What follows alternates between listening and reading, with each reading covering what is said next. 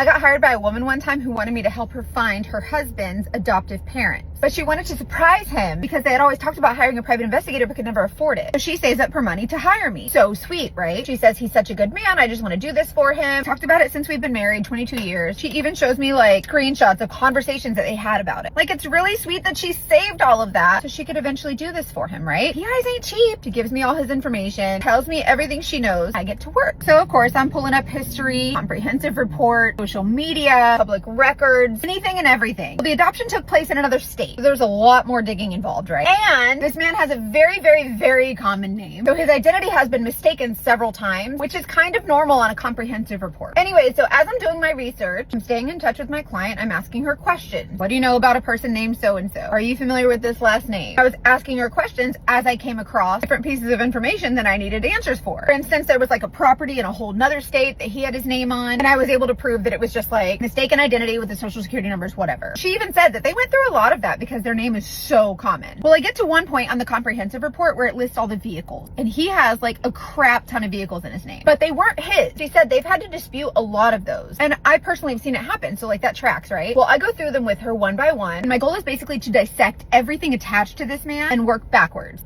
I have a process. But one of the cars she doesn't recognize. She doesn't remember ever going to court for it or trying to dispute it. She looks through her records. She's like, that one doesn't track. So she's thinking this is something else they're gonna have to dispute. Well, I'm me and don't leave anything alone. So I dive in head first to this girl that's on the car with this husband. Well, I'm waiting for my client to get back to me on a couple of things. I'm kind of at a gridlock right now. So I'm just mindlessly looking up this woman, and I find her on Facebook. And you know how on Facebook, if like the profile is private, the newsfeed will just be like previous profile pictures. Well, I see a picture of this woman standing next to this car, same car that I found on the comprehensive report, but the caption on the picture says, "Thank you, daddy." I'm like, oh my God, he has a daughter. But my client don't know about no daughter. So I'm like, oh no. I start panicking. I'm gonna have to tell this lady that this man has like a whole ass of their family somewhere, right? So I pull out the big guns and I'm digging deep into this girl. So right now I'm just kind of assuming. I mean, it don't take a rocket surgeon, but still, right? Well, I find an arrest on this girl. It was about a year prior. It's a DUI in that same car. Guess who bailed her out? You guessed it, daddy. But y'all, here's the kicker. In the little area that says relationship to detainee, y'all wanna know what it says? Because it don't say daddy. It says boyfriend. Y'all, this fella ain't daddy. He daddy.